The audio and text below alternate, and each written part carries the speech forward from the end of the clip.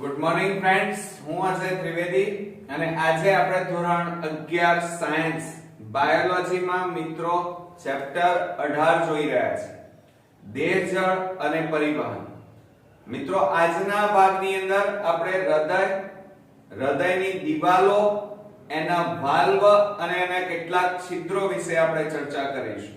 બરોબર, તો ચાલો જોઈએ. હવે મિત્રો આજે આપણે હૃદયની દિવાલ વિશે વાત કરીએ તો હૃદયની દિવાલ બહારની એટલે કે હૃદયની, અહીંયા તમે હૃદયની આકૃતિ જોઈ રહ્યા છો, તો આ જે હૃદયની દિવાલ છે એ દિવાલમાં મોટા ભાગે એનો છેદ લેતા કુલ 3 સ્તરો જોવા મળે. એટલે કે બહારથી અંદરની બાજુએ જઈએ તો પહેલું ધ્યાન રાખજો પેરાકાર્ડિયમ, ત્યારબાદ માયોકાર્ડિયમ એ મધ્ય સ્તર, ત્યારબાદ સૌથી અંદરનું એને એન્ડોકાર્ડિયમ કહેવાય. એટલે હૃદયની દિવાલમાં કુલ 3 સ્તરો આવેલા છે. સૌથી બહારની બાજુએ પહેલું સ્તર જેને પેરાકાર્ડિયમ કહેવાય, બીજા નંબરનું સ્તર જેને માયોકાર્ડિયમ કહેવાય, જેને મધ્ય આવરણ કહેવાય, ત્યારબાદ એન્ડોકાર્ડિયમ જેને અંતઃહૃદાવરણ કહેવાય. એટલે મિત્રો આપણે જાણીએ છીએ કે હૃદયમાં સૌથી બહારની બાજુએ હૃદયનું રક્ષણ કરતું મોટા ભાગે એટલે કે પરિહૃદાવરણ નામનું આવરણ આવેલું છે. અને આ આવરણના 3 સ્તરો છે. એમાં સૌથી બહારની બાજુએ પેરાકાર્ડિયમ જેને ઉપરી હૃદાવરણ કહેવાય. શું કહેવાય? ઉપરી હૃદાવરણ બહારની બાજુએ આવેલું છે અને એ સાદા ધ્યાન રાખજો લાદીસમ અધિચ્છદ પેશીનું બનેલું હોય છે. શેનું બનેલું હોય છે? લાદીસમ અધિચ્છદ પેશીનું. અને એની ઉત્પત્તિ, આ પેરાકાર્ડિયમની ઉત્પત્તિ મોટા ભાગે મધ્ય ગર્ભસ્તરમાંથી થાય છે. તો મિત્રો આ રીતે આપણે જાણીએ છીએ પ્રમાણે પેરાકાર્ડિયમ જે લાદીસમ અધિચ્છદ પેશીનું બનેલું હોય અને એની ઉત્પત્તિ મધ્ય ગર્ભસ્તરમાંથી થયેલી છે. ત્યાર પછી બીજા નંબરનું માયોકાર્ડિયમ સ્તર જેને મધ્ય હૃદાવરણ કહેવાય અને સૌથી જાડું હોય છે. યાદ રાખજો, સૌથી જાડું અને તે ઉપરાંત હૃદ સ્નાયુનું બનેલું હોય છે. શેનું બનેલું હોય છે મિત્રો? હૃદ સ્નાયુનું. અને એની ઉત્પત્તિ પણ મધ્ય ગર્ભસ્તરમાંથી થયેલી છે. ત્યારબાદ મિત્રો ત્રીજા નંબરનું આવરણ છે એન્ડોકાર્ડિયમ અને એને અંતઃહૃદાવરણ કહેવાય. આ અંતઃહૃદાવરણ સૌથી અંદરનું સ્તર અને એ મોટા ભાગે લાદીસમ અધિચ્છદ પેશીનું બનેલું છે. અને એની ઉત્પત્તિ મિત્રો અંતઃગર્ભસ્તરમાંથી થયેલી છે. એટલે નીટ માટે મિત્રો યાદ રાખો કે લાદીસમ અધિચ્છદ પેશી કોના માટે બનેલી છે? તો એક તો પેરાકાર્ડિયમ અને એન્ડોકાર્ડિયમ, આ બંને સ્તર એ લાદીસમ અધિચ્છદ પેશીના બનેલા છે. અને તે ઉપરાંત જુઓ હવે માયોકાર્ડિયમ છે એ હૃદ સ્નાયુનું બનેલું છે. બીજું, હવે પેરાકાર્ડિયમ અને માયોકાર્ડિયમ આ બંને મધ્ય ગર્ભસ્તરમાંથી ઉત્પન્ન થયેલા છે. જ્યારે એન્ડોકાર્ડિયમ છે એ અંતઃગર્ભસ્તરમાંથી ઉત્પન્ન થયેલા છે. તો આ રીતે મિત્રો હૃદયની દિવાલ 3 સ્તરની બનેલી છે. એક છે આપણે જોયું પેરાકાર્ડિયમ, ત્યારબાદ માયોકાર્ડિયમ અને એન્ડોકાર્ડિયમ. બરોબર, ક્લિયર? ચાલો હવે ત્યાર પછી એક અગત્યનું છિદ્ર આપણે ભણવાના છીએ, ફોસા ઓવલિસ. કયું? ફોસા ઓવલિસ. નીટ માટે ધ્યાન આપજો. તો આ ફોસા ઓવલિસ નું છિદ્ર છે એ જમણા અને ડાબા કર્ણક વચ્ચેના પડદામાં પાછળના ભાગે. હવે તમે જુઓ અહીંયા મિત્રો, આ જે હૃદય આપેલું છે એમાં આ જમણું કર્ણક અને આ ડાબું કર્ણક, અને એમાં વચ્ચે જે પડદો હોય એમાં પાછળની બાજુએ એટલે અહીંયાના ભાગે પાછળના ભાગે એક લંબગોળ આકારનો ખાડો જોવા મળે છે. લંબગોળ પોલાણ આવેલું છે અને આ પોલાણને ફોસા ઓવલિસ કહેવાય. યાદ રાખજો મિત્રો કે ડાબા અને જમણા કર્ણક વચ્ચેના પડદામાં પાછળના ભાગે લંબગોળ પોલાણ આવેલું છે. આ પોલાણને ફોસા ઓવલિસ કહેવાય. હવે જ્યારે ગર્ભ સ્થિતિ હોય ત્યારે ગર્ભ સ્થિતિમાં આવેલું ઓવલેનું છિદ્ર છે. જ્યારે મોટા ભાગે ગર્ભાવસ્થામાં બાળક હોય ત્યારે મોટા ભાગે આ છિદ્રને ઓવલેનું છિદ્ર તરીકે ઓળખવામાં આવે છે. અને આ છિદ્ર મારફતે શુદ્ધ રુધિર મોટા ભાગે એ જમણા કર્ણકમાં ઠલવાય છે. બરોબર મિત્રો? કેમ? કારણ કે બાળક જ્યારે માતાના ગર્ભમાં હોય ત્યારે એના ફેફસા કાર્યરત હોતા નથી. તો એ વખતે મિત્રો શુદ્ધ રુધિર એ માતાના હૃદયમાંથી આ ઓવલેના છિદ્ર મારફતે આ ડાબા કર્ણકમાં ઠલવાય છે અને ડાબા કર્ણકમાંથી શુદ્ધ રુધિર ડાબા ક્ષેપકમાં, ત્યાંથી ધમનીકાંડ મારફતે, મહાધમની મારફતે શરીરના જુદા જુદા અંગોમાં ફેલાય છે. બીજું, હવે જન્મ સમયે મોટા ભાગે જ્યારે બાળકનો જન્મ થાય, બાળક ગર્ભાવસ્થામાં હોય, માતાના ગર્ભમાં હોય ત્યારે આ ઓવલેનું છિદ્ર ખુલ્લું હોય છે. પરંતુ જ્યારે મોટા ભાગે એનો બાળકનો જન્મ થાય ત્યારે આ હૃદયની પાછળ જે આવેલું ફોસા ઓવલેસનું જે ઓવલેનું છિદ્ર છે એ મિત્રો બંધ થઈ જાય છે. યાદ રાખજો, ગર્ભ પરિવહનમાં ફેફસાઓ કાર્યક્ષમ હોતા નથી. મેં હમણાં જ તમને કીધું કે જ્યારે બાળક માતાના ગર્ભમાં હોય ત્યારે મિત્રો જે બાળક છે એને ફેફસા કાર્યક્ષમ હોતા નથી અને માટે એ વખતે બાળકને અને હૃદયમાં એમાં પણ ડાબા કર્ણકને શુદ્ધ રુધિર આપવા માટે આ છિદ્ર આવેલું છે. તો ફેફસાઓ કાર્યક્ષમ નથી હોતા અને બાયપાસ થાય છે આ રુધિર. તેથી રુધિર જમણા કર્ણકમાંથી આવેલ ઓવલેના છિદ્ર દ્વારા સીધું ક્યાં ઠલવાય છે? ડાબા કર્ણકમાં પહોંચે છે. તો ધ્યાન રાખજો મિત્રો, જો અહીંયા કે જ્યારે બાળક માતાના ગર્ભમાં હોય ત્યારે જમણા કર્ણકમાંથી, કયા કર્ણકમાંથી? જમણા કર્ણકમાંથી ઓવલેના છિદ્ર દ્વારા, કયા? આ ઓવલના છિદ્ર અથવા ઓવલેના છિદ્ર મારફતે સીધું રુધિર શેમાં ઠલવાય છે? જમણા કર્ણકમાંથી ડાબા કર્ણકમાં ઠલવાય છે. ખ્યાલ આવ્યો મિત્રો? અને જ્યારે બાળકનો જન્મ થાય ત્યારે બાળકનો જન્મ થાય એટલે ફેફસા કાર્યરત હોય એટલે હવે આ છિદ્રની જરૂર નથી, એટલે જન્મ સમયે આ છિદ્ર બંધ થઈ જાય છે. ત્યાર પછી મહાશિરાના વાલ્વોની વાત કરવાની છે મિત્રો. તમે જોઈ રહ્યા છો કે હૃદયમાં અશુદ્ધ રુધિર લાવતી બે મહાશિરાઓ છે. કઈ કઈ? એક તો અગ્રભાગે આવેલી અગ્ર મહાશિરા અને પશ્ચ ભાગે આવેલી આ પશ્ચ મહાશિરા એ શરીરના જુદા જુદા અંગોમાંથી કાર્બન ડાયોક્સાઇડ યુક્ત અશુદ્ધ રુધિર એ મોટા ભાગે જમણા કર્ણકમાં ઠાલવે છે અને એ વખતે મોટા ભાગે અગ્ર મહાશિરા અને પશ્ચ મહાશિરામાં એક વાલ્વ આવેલા છે જે રુધિરને પાછું જવા દેતા નથી. તો એ વાલ્વની આપણે વાત કરીએ તો જમણા કર્ણકમાં ખુલતી અગ્ર મહાશિરા એટલે કે SVC, ધ્યાન રાખજો, જેને સુપીરિયર વેના કાવા કહેવાય. યાદ રાખજો મિત્રો, SVC અગ્ર મહાશિરા માં જે વાલ્વ આવેલો છે એને SVC સુપીરિયર વેના કાવા કહેવાય. શું કહેવાય? સુપીરિયર વેના કાવા નું છિદ્ર અને આ છિદ્ર હાર્વેશિયન વાલ્વ દ્વારા રક્ષાયેલું છે. કયા વાલ્વ દ્વારા? હાર્વેશિયન વાલ્વ દ્વારા રક્ષાયેલું છે. એટલે મિત્રો આ અગ્ર મહાશિરા અને એમાં જે છિદ્ર છે એ છિદ્રને SVC નું છિદ્ર કહેવાય, જેને સુપીરિયર વેના કાવા કહેવાય. અને આ છિદ્ર મોટા ભાગે હાર્વેશિયન વાલ્વ દ્વારા રક્ષાયેલું હોય છે. એમાં પૂરું નામ યાદ રાખજો કે SVC નું પૂરું નામ શું થાય? તો સુપીરિયર વેના કાવા થાય. ત્યારબાદ મિત્રો પશ્ચ મહાશિરા, તો અહીંયા આકૃતિમાં જુઓ, આ પશ્ચ મહાશિરા દ્વારા એ અહીંયા ખુલશે અને આ છિદ્ર એને IVC કહેવાય. શું કહેવાય? IVC નું છિદ્ર કહેવાય. અને આ છિદ્રનું પૂરું નામ ઇન્ફિરિયર વેના કાવા. શું મિત્રો? ઇન્ફિરિયર વેના કાવા. અને આ છિદ્ર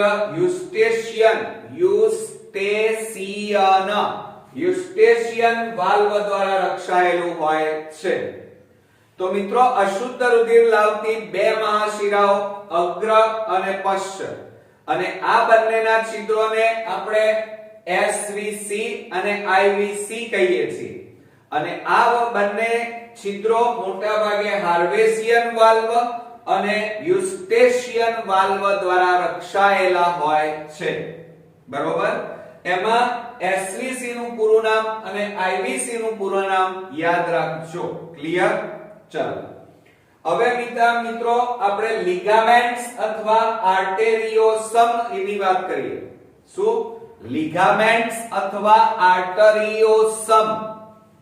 તો નીટ માટે બરોબર ધ્યાન આપો કે બંને ક્ષેપકમાંથી ફુસ્ફુસીય ધમની અને દૈહિક મહાધમની બંને કમાનના રૂપમાં હોય છે. હવે તમે આકૃતિ જુઓ તો સામાન્ય રીતે આપણે આ જમણા ક્ષેપકમાં આવેલું ફુસ્ફુસ કાંડ અને ડાબા ક્ષેપકમાં આવેલું ધમની કાંડ, અને આ બંને ફુસ્ફુસ કાંડ અને ધમની કાંડ જ્યારે બહાર નીકળે ત્યારે જુઓ કમાન આકારે આમ. તમે આકૃતિ બરોબર ધ્યાનથી જુઓ. આ રીતે એક આ બાજુ અને એક પાછળની બાજુએ જાય છે. તો જ્યારે આ બંને કમાન આકારે વળે છે તો ધ્યાન આપો મિત્રો કે એક તો ફુસ્ફુસીય ધમની, આ જે જમણા ક્ષેપકમાંથી નીકળે ફુસ્ફુસ કાંડ અને એમાંથી નીકળતી આ ફુસ્ફુસીય ધમની, બરોબર, અને કમાન આકારે વળેલી છે.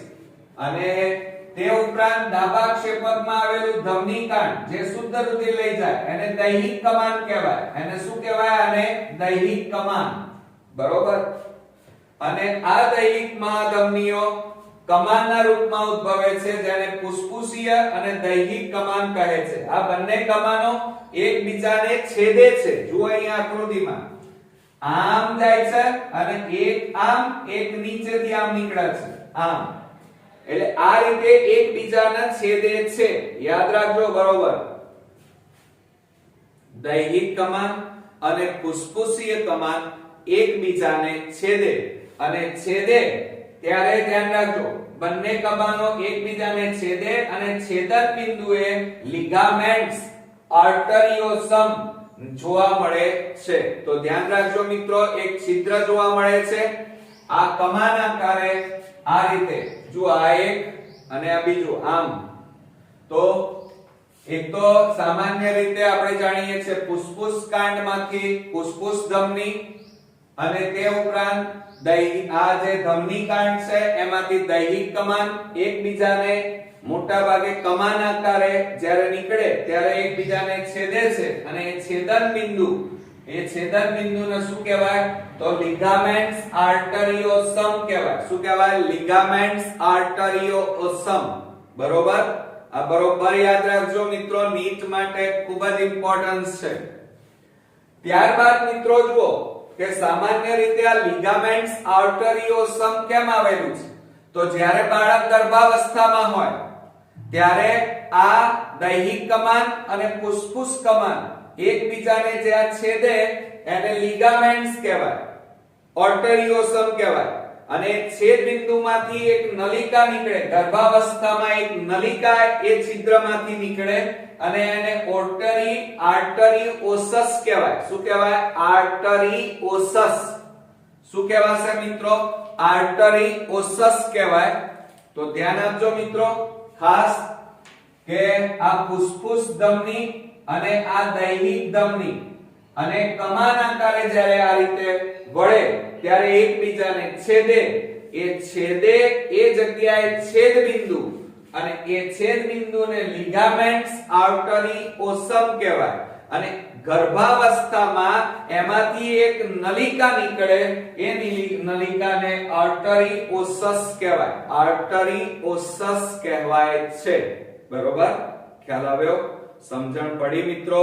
ચાલો હવે આ જે નલિકા વાળો માર્ગ તૈયાર થયો, એ નલિકા વાળો માર્ગ જુઓ, આ દૈહિક કમાન, આ ફૂસ્ફૂસ કમાન, આ રીતે જ્યારે એકબીજામાં આ રીતે છેદે ત્યારે બંને નલિકાને જોડતો, આ બંને કમાનોને જોડતો વચ્ચે એક નલિકાકાર રચના તૈયાર થાય, આ પોલાણને જોડે છે, જે જન્મ સમયે બંધ થઈ જાય છે.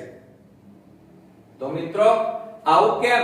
તો હમણાં જ આપણે ભણ્યા કે બાળક જ્યારે ગર્ભાવસ્થામાં હોય ત્યારે બાળકના ફેફસા કાર્યરત હોતા નથી, તો એ વખતે મોટા ભાગે શુદ્ધ રુધિર માતાના હૃદયમાંથી પ્રાપ્ત થાય છે, અને એટલા માટે મોટા ભાગે આ બંને કમાનો ને જોડતી નલિકામય રચના આવેલી છે, અને આ નલિકા મોટા ભાગે જન્મ સમયે બંધ થઈ જાય છે, અને આ જે છિદ્ર છે એને આપણે આર્ટરી ઓસસ અને તે ઉપરાંત છિદ્રને લિગામેન્ટ્સ આર્ટરી ઓસમ કહે છે.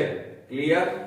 ચાલો હવે મિત્રો આપણા હૃદયની વાતો કરીએ છીએ. તો હૃદય બે પ્રકારના છે, એક માયોજેનિક હૃદય અને બીજું છે ન્યુરોજેનિક હૃદય. હૃદય બે પ્રકારના, માયોજેનિક, અહીંયા તમે જોઈ રહ્યા છો, ન્યુરોજેનિક અને માયોજેનિક હૃદય. તો મોટા ભાગે નીચલી કક્ષાના સંધિપાદ, સંધિ એટલે સાંધા, પાદ એટલે પગ, તો સંધિપાદ અને નુપુરક સમુદાયના પ્રાણીઓમાં હૃદય છે એ હૃદયના ધબકારા સંપૂર્ણપણે ચેતા પુરવઠાથી નિયંત્રિત હોય છે. એટલે કે એનો હૃદયના ધબકારાનું નિયંત્રણ ચેતા તંત્ર દ્વારા, મગજ દ્વારા થાય છે, અને તેથી તેને ન્યુરોજેનિક હૃદય એટલે કે એ ધબકારાને, ધબકારા એટલે હાર્ટબીટ કહેવાય. શું કહેવાય? હાર્ટબીટ. તો એ ધબકારાને ન્યુરોજેનિક હાર્ટબીટ અને હૃદય છે એને ન્યુરોજેનિક હાર્ટ તરીકે ઓળખવામાં આવે છે. બરોબર?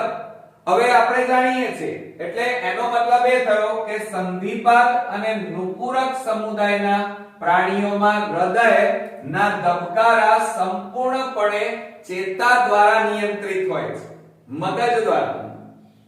અને ચેતા એટલે ન્યુરોન્સ કહેવાય. ન્યુરોન્સ એટલે ચેતા. તો ચેતા દ્વારા નિયંત્રિત હોય છે, માટે આવા ધબકારાને ન્યુરોજેનિક હાર્ટબીટ અને આવા હૃદયને આપણે ન્યુરોજેનિક હાર્ટ કહીએ છીએ. બરોબર? ચાલો બીજું, આ ઉપરાંત પૃષ્ઠવંશી પ્રાણી એટલે કે ઉચ્ચ કક્ષાના પૃષ્ઠવંશી પ્રાણીઓ અને મૃદુકાય, મૃદુ એટલે કોમળ શરીર રચના ધરાવતા પ્રાણીઓમાં હૃદયના ધબકારા વિશિષ્ટ સ્નાયુ પેશી દ્વારા, જુઓ અહીંયા ચેતા પેશી હતી, અહીંયા સ્નાયુ પેશી છે, એટલે અહીંયા જે હૃદયના ધબકારા છે એ સ્નાયુ પેશી દ્વારા નિયંત્રિત હોય છે. આવા ધબકારાને માયોજેનિક હાર્ટબીટ કહેવાય, અને આ હૃદયને માયોજેનિક હાર્ટ કહે છે. જેમ કે મનુષ્યનું હૃદય છે એ મોટા ભાગે માયોજેનિક હાર્ટબીટ વાળું છે, એટલે કે મનુષ્યનું હૃદય માયોજેનિક છે. યાદ રાખજો મિત્રો. એટલે આના ઉપરથી એટલું ક્લિયર થયું કે ચેતા દ્વારા નિયંત્રિત હોય તો ન્યુરોજેનિક, અને જો સ્નાયુ દ્વારા નિયંત્રિત હોય તો મોટા ભાગે એને માયોજેનિક હૃદય કહેવાય. આમાં ઉદાહરણ ખાસ યાદ રાખજો કે સંધિપાદ અને નુપુરક સમુદાયના પ્રાણીઓમાં ન્યુરોજેનિક હૃદય જોવા મળે છે, કારણ કે એમાં ચેતા દ્વારા નિયંત્રણ થયેલું છે.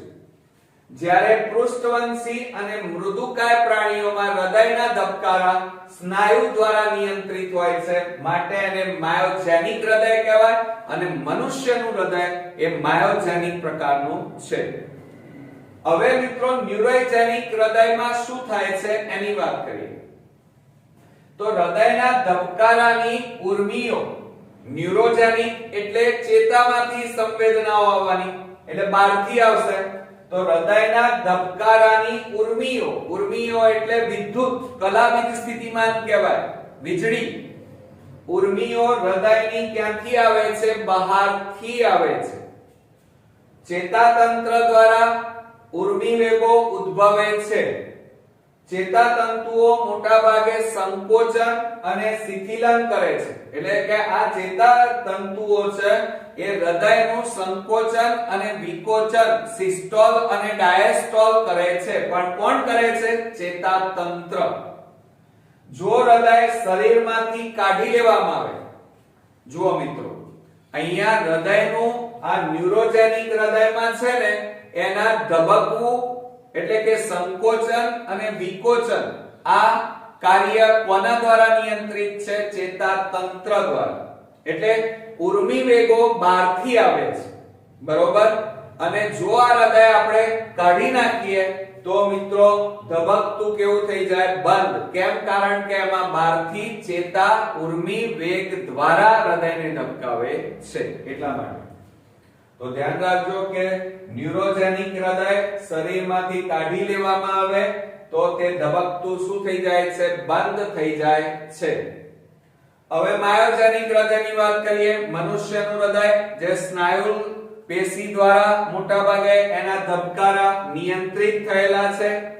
તો એમાં જુઓ, હૃદયના ધબકારામાં ઉર્મિઓ અંદરથી જ ઉત્પન્ન થાય છે, હૃદયમાંથી જ ઉત્પન્ન થાય છે, જ્યારે આમાં ઉર્મિઓ બહારથી ઉત્પન્ન થતા હતા. જો ઉર્મી વેગો વિશિષ્ટ સ્નાયુ પેશી દ્વારા ઉદ્ભવે છે અને એમાં બે પેશી આપણે જોઈ છે હમણાં અગાઉ.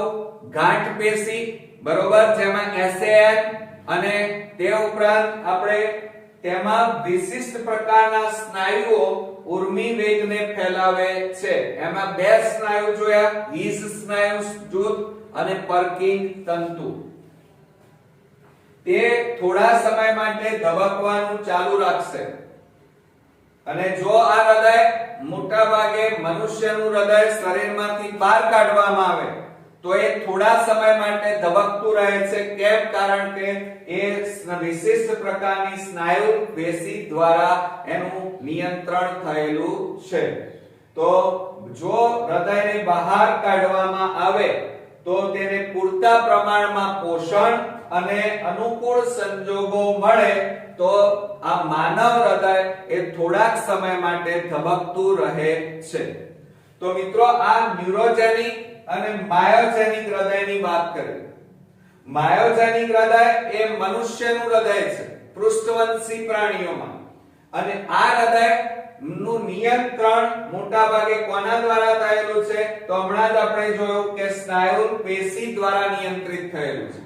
અને સ્નાયુ પેશી એ મોટા ભાગે ઉર્મી વેગો ઉત્પન્ન કરી અને માનવ હૃદયનું સંકોચન અને વિકોચન પ્રેરે છે, બરોબર.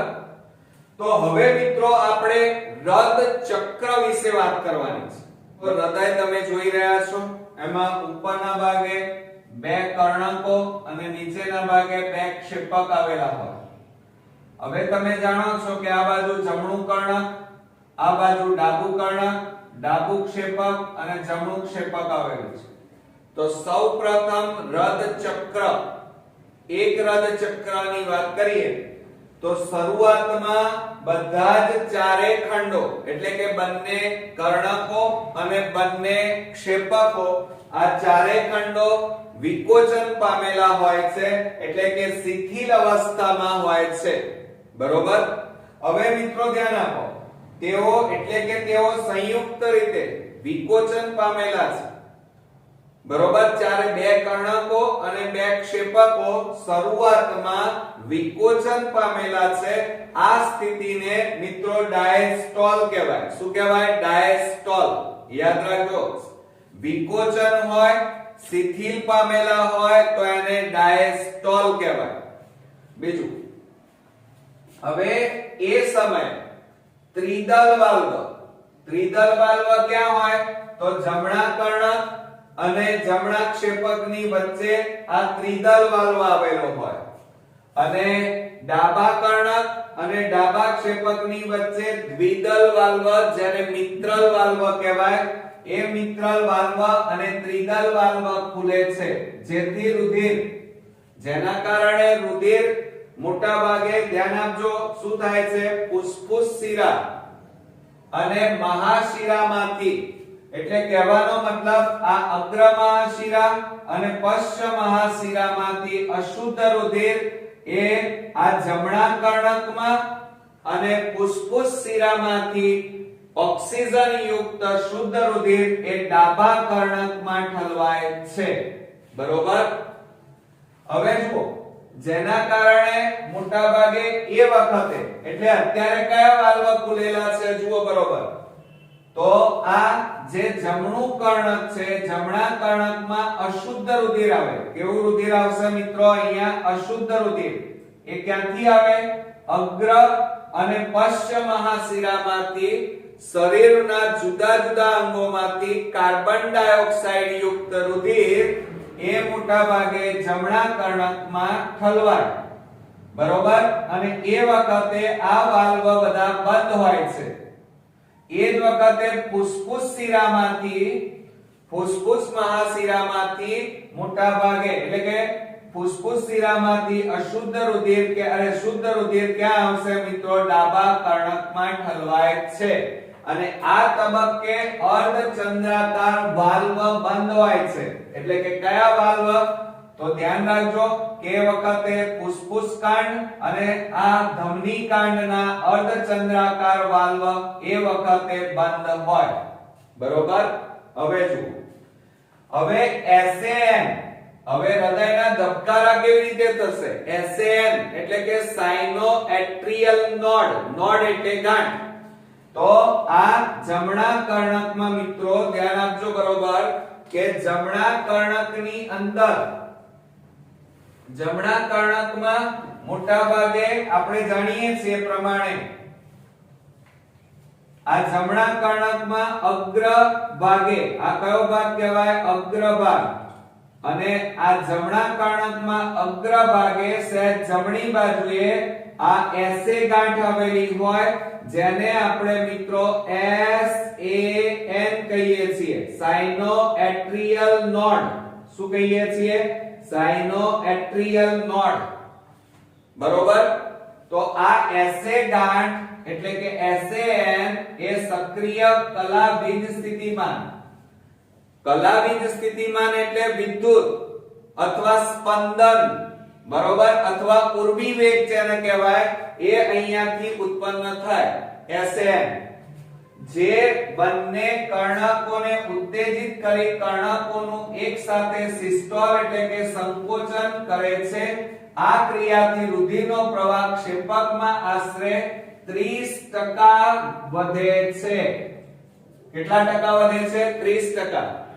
તો એનો મતલબ એ થયો કે આ SAN નોડ એટલે ગાંઠ કલાબીજ સ્થિતિમાન એટલે કે ઉર્મી વેગ ઉત્પન્ન કરે અને એ કલાબીજ સ્થિતિમાનના કારણે કર્ણકોમાં આ બંને કર્ણકો સંકોચાય એટલે આ ત્રિદલ અને દ્વિદલ વાલ્વ ખુલે એટલે એમાં રહેલું રુધિર ક્યાં ઠલવાય? ક્ષેપકમાં ઠલવાય।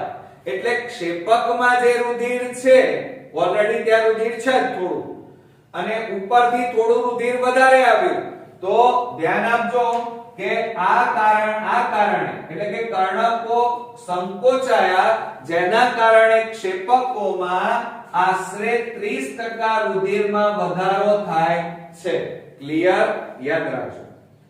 હવે ક્ષેપકોમાં ધ્યાન રાખજો, ક્ષેપકોમાં સક્રિય કલાબીજ સ્થિતિમાનનું સંચાલન AVN અને AV જૂથ દ્વારા થાય છે।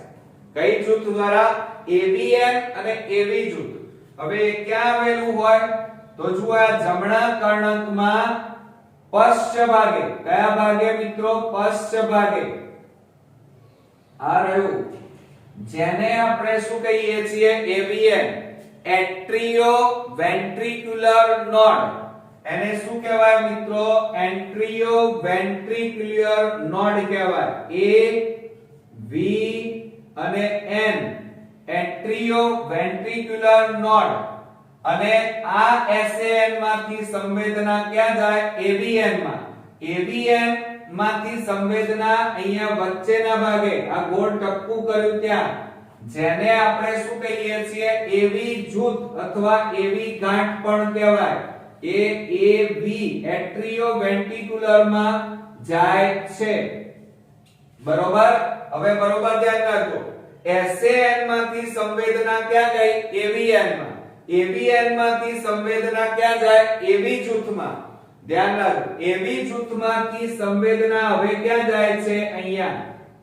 ધ્યાન આપજો, બરોબર. અહીંયા આ જે ભાગ હું દોરી રહ્યો છું, જેને હિઝના સ્નાયુ જૂથ કહેવાય. શું કહેવાય? હિઝના સ્નાયુ, બરોબર.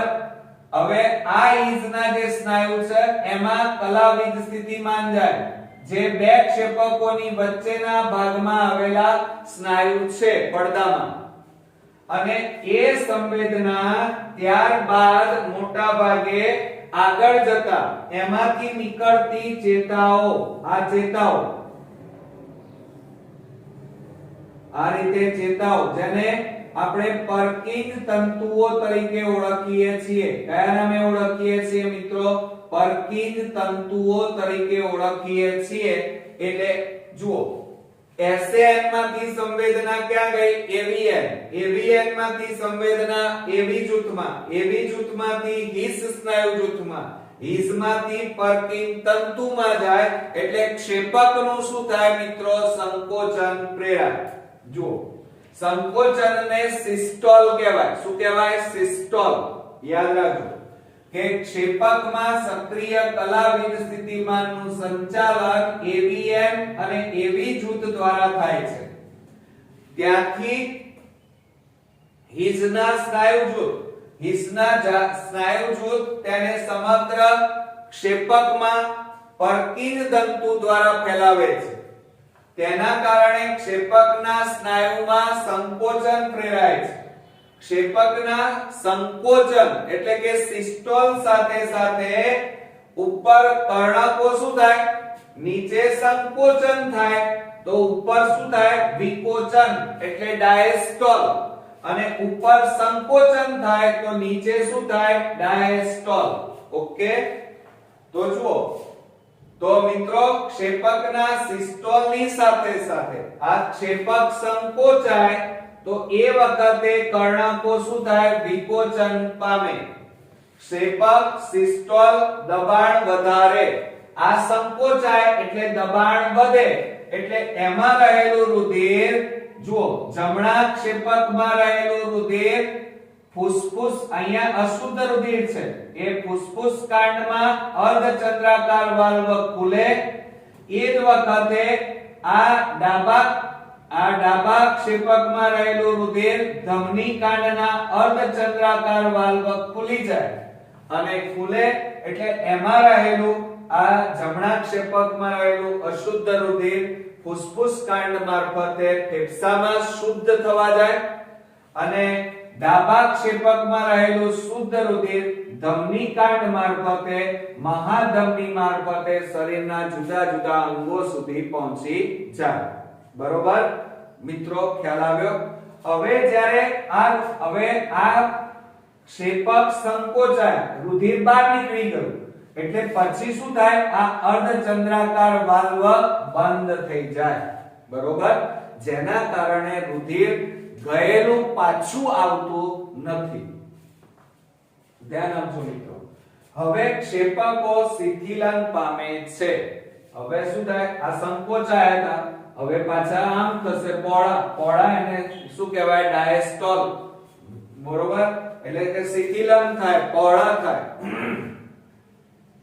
અને ક્ષેપક દાબ ઘટે છે, જેથી અર્ધચંદ્રાકાર વાલ્વ બંધ થાય છે, જેથી રુધિરને ક્ષેપકમાં ઉલટો પ્રવાહ અટકે છે.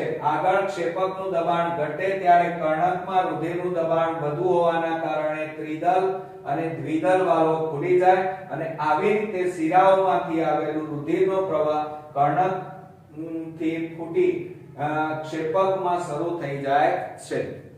હવે મિત્રો જુઓ, બરોબર સમજો કે આપણે સૌપ્રથમ શું કર્યું કે ચારે બે કર્ણકો અને બે ક્ષેપકો શરૂઆતમાં કેવા હતા? ચારે ચાર ખંડો શિથિલ એટલે ડાયસ્ટોલ અવસ્થામાં હતા. બરોબર, પછી શું થયું?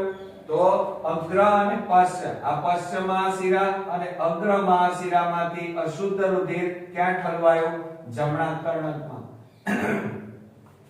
જમણા કર્ણકમાં, બરોબર. અને એ જ વખતે ફેફસામાંથી શુદ્ધ થયેલું રુધિર ક્યાં આવ્યું? ડાબા કર્ણકમાં, બરોબર. એટલે બંને કર્ણકો ભરાયા. ભરાય એટલે શું થાય? વિકોચન. વિકોચન એટલે ડાયસ્ટોલ, બરોબર. હવે એ કર્ણકો સંકોચાય. સંકોચાય એટલે નીચેની તરફ દબાણ આવે. દબાણ આવે એટલે શું થાય મિત્રો? આ ત્રિદલ વાલ્વ અને દ્વિદલ વાલ્વ ખુલી જાય. એટલે કર્ણકોમાં રહેલું બધું જ રુધિર ક્ષેપકોમાં આવે. એટલે ક્ષેપક શું થાય? વિકોચન એટલે કે ડાયસ્ટોલ પામે. એટલે આ રીતે ક્ષેપકના રુધિરમાં 30% નો વધારો થાય. પછી શું થાય? નીચે ક્ષેપકો સંકોચાય. સંકોચાય, આ ક્ષેપકો આ રીતે સંકોચાય એટલે રુધિર ઉપર દબાણ વધે. વધે એટલે શું થાય? આ જે ત્રિદલ વાલ્વ અને દ્વિદલ વાલ્વ હતા એ બંધ થઈ જાય. એટલે ક્ષેપકોમાં રહેલું અશુદ્ધ અને શુદ્ધ રુધિર પાછું કર્ણકમાં જતું નથી. હવે ક્યાં જશે? તો આ ફુસ્ફુસ કાંડ જે જમણા ક્ષેપકમાં આવેલું છે, ધમની કાંડ જે અહીંયા ડાબા ક્ષેપકમાં આવેલું છે, એના અર્ધચંદ્રાકાર વાલ્વ ઉપર રુધિરનું દબાણ વધે છે. અને વધે એટલે અર્ધચંદ્રાકાર વાલ્વ ખુલે. અને અર્ધચંદ્રાકાર વાલ્વ ખુલે એટલે જુઓ મિત્રો, જમણા ક્ષેપકનું અશુદ્ધ રુધિર ફુસ્ફુસ કાંડ મારફતે એ ક્યાં જશે? તો એ ફેફસામાં શુદ્ધ થવા જતું રહે. અને આ ડાબા ક્ષેપકમાં રહેલું ઓક્સિજન યુક્ત રુધિર છે એ ધમની કાંડનો અર્ધચંદ્રાકાર વાલ્વ ખુલે એટલે એમાં થઈ અને મહાધમનીમાં થઈ અને શરીરના જુદા જુદા અંગોમાં જતું રહે, બરોબર. બીજું, હવે મિત્રો શું થશે? આ તો સંકોચન થયું. હવે પાછું શું થાય? નીચે વિકોચન. તો ઉપર શું થાય? સંકોચન. તો ઉપર સંકોચન થાય તો નીચે વિકોચન. આ સંકોચાય તો ઉપર વિકોચન. આ ક્ષેપક સંકોચાય એટલે રુધિર બહાર ગયું. તો એ વખતે કર્ણકો પાછા ઉપર કેવા થતા હોય? પહોળા થતા હોય. એટલે બહારથી રુધિર અંદર આવે અને એ વખતે નીચે રહેલું રુધિર ક્યાં જાય? બહાર. તો આ રીતે મિત્રો શું થાય? સંકોચન વિકોચન. કર્ણકો સંકોચાય ત્યારે ક્ષેપકો વિકોચન પામે અને આ ક્ષેપક સંકોચાય ત્યારે ઉપર કર્ણકો વિકોચન પામે. વિકોચન પામે એટલે રુધિર ભરાય, ખુલે. અને સંકોચન થાય તો રુધિર ક્યાં જાય? બહાર. એક જગ્યાએથી બીજી જગ્યાએ જાય, બરોબર. અને બીજું, હવે આ રીતે જો થાય, જુઓ ઉપર કઈ ક્રિયા થઈ? સંકોચન એટલે સિસ્ટોલ. તો એ વખતે નીચે વિકોચન એટલે ડાયસ્ટોલ. નીચે સંકોચાય એટલે સિસ્ટોલ. તો ઉપર કઈ ક્રિયા થાય? ડાયસ્ટોલ. તો આને મિત્રો એક રદ ચક્ર કહેવામાં આવે છે, બરોબર. બીજું, આ ત્રિદલ વાલ્વ, દ્વિદલ વાલ્વ અને જેને મિત્રલ વાલ્વ કહીએ છીએ, આ અર્ધચંદ્રાકાર વાલ્વ. એટલે વાલ્વ કેટલા? 4. કયા કયા? તો જુઓ અહીંયા, જમણા કર્ણક અને જમણા ક્ષેપકની વચ્ચે આવેલો ત્રિદલ વાલ્વ જે સ્નાયુઓ સાથે જોડાયેલો હોય. પછી ડાબા કર્ણક અને ડાબા ક્ષેપકની વચ્ચે દ્વિદલ વાલ્વ જેને મિત્રલ વાલ્વ કહેવાય. 2. ફુસ્ફુસ કાંડમાં આવેલો અર્ધચંદ્રાકાર વાલ્વ. 3. ધમની કાંડમાં આવેલો અર્ધચંદ્રાકાર વાલ્વ. 4. આમ 4 વાલ્વ આવેલા છે મિત્રો. ક્લિયર? ખ્યાલ આવ્યો ને? તો આ રીતે મિત્રો આપણું હૃદય સતત મોટા ભાગે ધબક્યા કરે છે, પરંતુ આ ધબકારાની ઉત્પત્તિ ક્યાંથી થઈ? તો SAN ગાંઠમાંથી થઈ. ગાંઠને નોડ કહેવાય. SAN અહીંયા કલાબીજ સ્થિતિમાન એટલે કે ઉર્મિ વેગ ઉત્પન્ન થાય. એ ઉર્મિ વેગ કોને મળે? AVN ને. ABN માંથી A ઉર્મી વેગ AB જૂથમાં જાય, AB જૂથમાંથી ક્યાં જાય તો આ વચ્ચે આવેલા વાદળી કલરનો ભાગ જેને આપણે હિઝ સ્નાયુ કહીએ છીએ ત્યાં જાય અને એ હિઝ સ્નાયુ ક્યાં મોકલે તો આ પર્કિન તંતુમાં મોકલે અને પર્કિન તંતુ આખા ક્ષેપકની દિવાલમાં ફેલાયેલા હોય જે સંકોચન એટલે કે સિસ્ટોલ અને ડાયસ્ટોલ કરાવે છે. બરોબર મિત્રો, તો આ રીતે આપણું હૃદય એક ચક્ર પૂર્ણ કરે છે. બીજું, હવે એક ચક્ર પૂર્ણ કરવા માટે એને 0.8 જેટલો સમય લાગે છે એટલે કે 80 સેકન્ડ. આપણા હૃદયના મનુષ્ય હૃદયના ધબકારા 72 1 મિનિટમાં 72 વાર ધબકે છે એટલે એનો મતલબ કે 1 મિનિટમાં 72 હૃદ ચક્રોનું નિર્માણ થાય છે. બરોબર, ખ્યાલ આવ્યો ને મિત્રો? બીજું, આ જે વચ્ચે વાદળી કલરના સ્નાયુ આવેલા છે જેને હિઝ સ્નાયુ જૂથ કહેવાય, જે હિઝ નામના વૈજ્ઞાનિકે શોધ્યા હતા.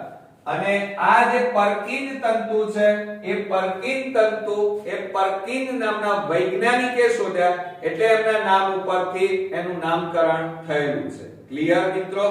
આવડશે ને હવે? તો આ થયું આપણું હૃદ ચક્ર. હમણાં આપણે જે જોઈએ એ મિત્રો હૃદયની પરંપરાગત ઘટના જેને આપણે હૃદ ચક્ર તરીકે ઓળખીએ છીએ. અને આ રીતે મિત્રો એક ચક્ર પૂરું થતા 0.8 સેકન્ડ જેટલો સમય લાગે છે. આપણે જાણીએ છીએ કે 1 મિનિટ એટલે કે 60 સેકન્ડમાં માનવ હૃદય 72 વખત ધબકે છે એટલે કે 72 હૃદ ચક્રો પૂરા કરે છે. અને એક હૃદ ચક્ર માટે 0.8 એટલે કે 0.80 સેકન્ડ લાગે છે. બરોબર મિત્રો? તો જુઓ એમાં હૃદયની પરંપરાગત ઘટના આપણે હમણાં જોઈ. બરોબર, જેને હૃદ ચક્ર તરીકે ઓળખવામાં આવે છે, જે વારંવાર પુનરાવર્તિત થઈ રહે છે. અને તેમાં કર્ણકો અને તેમાં ક્ષેપકોનું સિસ્ટોલ અને ડાયસ્ટોલ સમાવેશ થાય છે. એટલે કે કર્ણકો સંકોચન પામે છે જેને આપણે સિસ્ટોલ અને જો ડાયસ્ટોલ થાય તો એને વિકોચન અથવા તો શિથિલન તરીકે ઓળખવામાં આવે છે. હવે મિત્રો આપણે એક હૃદ ચક્ર માટેનો જે સમય હતો 0.8 એને આપણે 3 તબક્કામાં વહેંચીએ છીએ. પહેલો તબક્કો છે 0.10 સેકન્ડ માં કર્ણકો સિસ્ટોલ પામે એટલે કે મિત્રો સંકોચન પામે ત્યારે ક્ષેપકો ડાયસ્ટોલ પામે છે. અને પાછળની જે 0.30 સેકન્ડ એટલે કે પછીની જે 0.30 સેકન્ડ છે એમાં હવે કર્ણકો ડાયસ્ટોલ એટલે કે વિકોચન એટલે કે શિથિલન પામશે અને એ વખતે ક્ષેપકો સિસ્ટોલ પામશે. તો તમે જોયું કે પહેલી 0.10 સેકન્ડમાં કર્ણકો સિસ્ટોલ એટલે કે સંકોચન પામે ત્યારે ક્ષેપકો વિકોચન અને ત્યારબાદ 0.30 સેકન્ડ સુધીમાં મોટા ભાગે કર્ણકો અહીંયા ડાયસ્ટોલ એટલે વિકોચન પામે અને એ વખતે ક્ષેપકો મોટા ભાગે સિસ્ટોલ એટલે કે સંકોચન પામશે. આ રીતે સિસ્ટોલ અને ડાયસ્ટોલ ક્ષેપકોમાં ડાયસ્ટોલ અને સિસ્ટોલની ક્રિયા પૂરી થયા પછી પાછળની જે 0.40 સેકન્ડનો સમયગાળો છે એ સમયગાળામાં કર્ણકો અને ક્ષેપકો બંને ડાયસ્ટોલ પામે છે એટલે કે બંને કર્ણકો અને ક્ષેપકો અહીંયા વિકોચન પામે છે. હવે આ બધાનો સરવાળો કરો મિત્રો તો 0.10 0.30 0.40 તો એ બધાનો સરવાળો કરીએ તો આપણું એક હૃદ ચક્રનો સમય થાય 0.8 સેકન્ડ 0.80 સેકન્ડ. ઓકે, હવે મિત્રો આપણે હમણાં જ ભણ્યા કે હૃદય દર પ્રતિ મિનિટે કેટલી વખત 72 વખત ધબકે છે અને એટલે ઘણા હૃદ ચક્રો મોટા ભાગે 1 મિનિટમાં ચાલે છે. આ ઘણા મોટા ભાગે હૃદ ચક્રોમાં 0. આપણે જાણીએ છીએ કે 1 મિનિટ માં 72 વખત અહીંયા રદ ચક્રો ચાલતા હોય છે. આમાંથી નક્કી કરી શકાય છે કે એક રદ ચક્રનો સમયગાળો કેટલો છે 0.8 સેકન્ડ. ઓકે, તો મિત્રો આ થઈ વાત 1 મિનિટમાં 72 રદ ચક્રની. આજના આ ભાગની અંદર આપણે હૃદયની ધબકવાની ક્રિયા એટલે કે સંકોચન, વિકોચન, રદ ચક્ર વિશે ભણ્યા. નેક્સ્ટ આપણો ભાગ એ નીટની એક્ઝામ માટે ખૂબ જ અગત્યનો બનવાનો છે. સાથે સાથે મિત્રો હવે પછીનો આપણે જે ભાગ જોઈશું એ ટેક્સ્ટ બુક આધારિત નથી પરંતુ નીટ આધારિત છે. નીટની એક્ઝામમાં મોટા ભાગે હવે પછીનો ભાગ જે આપણે ભણીશું એ નીટમાં પૂછાય પણ છે પણ ટેક્સ્ટ બુકમાં આપેલ નથી મિત્રો. તો નેક્સ્ટ વિડિયોમાં પાછા ખૂબ જ અગત્યના ભાગ સાથે ફરી મળીએ. ત્યાં સુધી ગુડ નાઇટ ફ્રેન્ડ્સ.